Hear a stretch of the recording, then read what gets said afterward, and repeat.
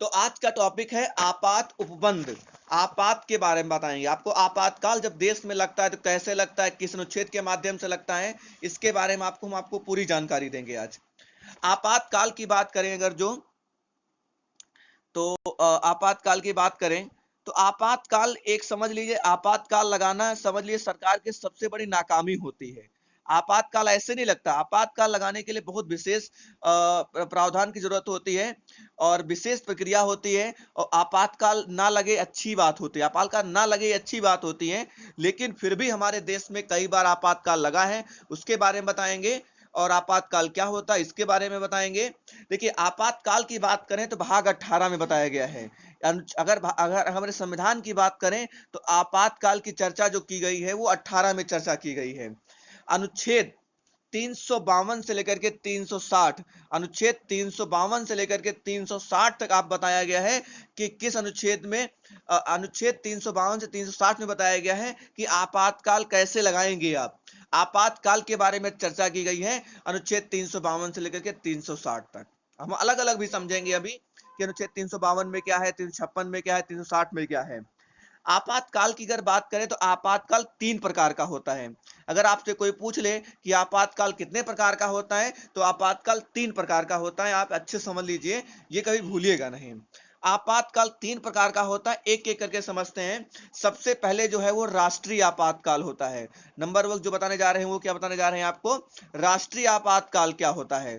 राष्ट्रीय आपातकाल के बारे में अगर हम बात करें, राष्ट्रीय आपातकाल की बात करें तो यह अनुच्छेद 352 में आता है। किस अनुच्छेद में आता है, अनुच्छेद 352 में आता है। राष्ट्रीय आपातकाल हमारा किस अनुच्छेद में आता है, अनुच्छेद 352 में आता है। ये कब लगाया जाता है, ये कब लगाया जाता है, जब कभी भी युद्ध की स्थिति बन जाए, यानी युद्ध देश में चल रहा हो, यानी भारत पाकिस्तान का युद्ध छिड़ जाए या फिर भारत चाइना का युद्ध छिड़ जाए या कोई देश हमारे पर आक्रमण कर दे, यानी कोई बाह्य आक्रमण आ जाए, कोई बाहरी हमारे पर आक्रमण कर दे। मान लो आपका जो अमेरिका है वो आक्रमण कर दे, चाइना आक्रमण कर दे, इस स्थिति में या सशस्त्र विद्रोह हो जाए। सशस्त्र विद्रोह का मतलब क्या होता है, जैसे मान लो हमारी सेना, एयरफोर्स है, नेवी है या इंडियन आर्मी है, वो क्या करते, विरोध कर दे, यानी जब सशस्त्र सेना विद्रोह कर देती है तब जाकर के हमारे यहाँ राष्ट्रीय आपातकाल लगाया जाता है, तब जाकर के हमारे यहाँ राष्ट्रीय आपातकाल लगाया जाता है। आपको जानकर हैरानी होगी, अपने देश में अब तक 3 बार लगाया भी जा चुका है। अगर इसकी बात करें तो इंदिरा गांधी की सरकार में ये 3 बार लगाया जा चुका है, यानी अपने देश में अब तक ये 3 बार लगाया भी जा चुका है। पहली बात जान लीजिए। दूसरी बात करेंगे, अब दूसरा हमारा संविधान राष्ट्रीय आपातकाल क्या होता है, आपातकाल क्या होता है, तो राष्ट्रीय आपातकाल था। नंबर 2 पे जो आता है वो है हमारा राज्य आपातकाल। राज्य आपातकाल, राज्य आपातकाल एक सामान्य प्रक्रिया है, इसमें कोई बहुत बड़ी बात नहीं है। राज्य आपातकाल किस अनुच्छेद में आता है पहले ये जान लेते हैं। राज्य आपातकाल आपका आता है अनुच्छेद 356 में आता है, अनुच्छेद 356 में आता है।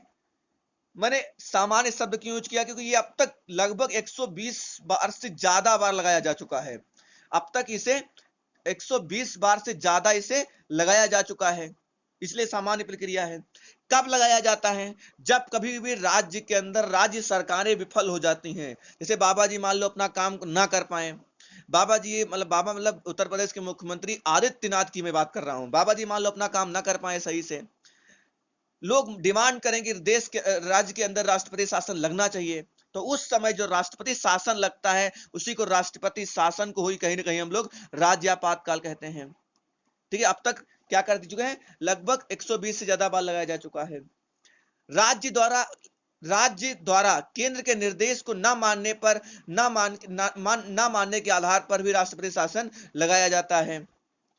साथ साथ में आप जान लीजिए, जैसे मान लो अभी चुनाव, जैसे मान लो चुनाव 5 साल पूरे, क्योंकि हमारे चुनाव प्रक्रिया हर 5 साल बाद होती है।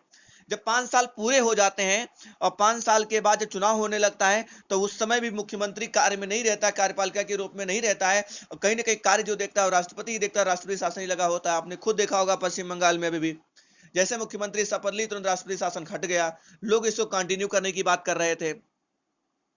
नंबर 3 और आखिरी बात करेंगे, तीसरा और आखिरी प्रकार क्या है, वित्तीय आपातकाल।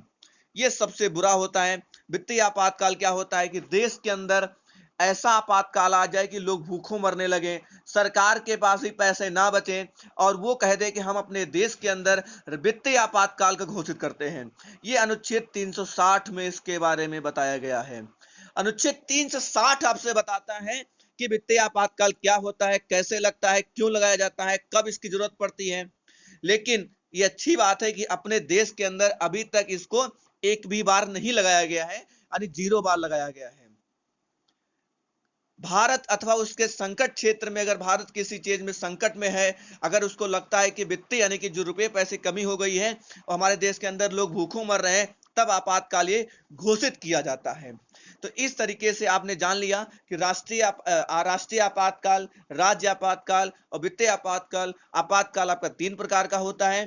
पहला वाला आपका 352 के माध्यम से होता है, दूसरा वाला आपका 356 के माध्यम से होता है और तीसरा जो आखिरी था वित्तीय आपातकाल, वो अनुच्छेद 360 में होता है और ये भाग 18 में आता है। ये आपको याद रखना है।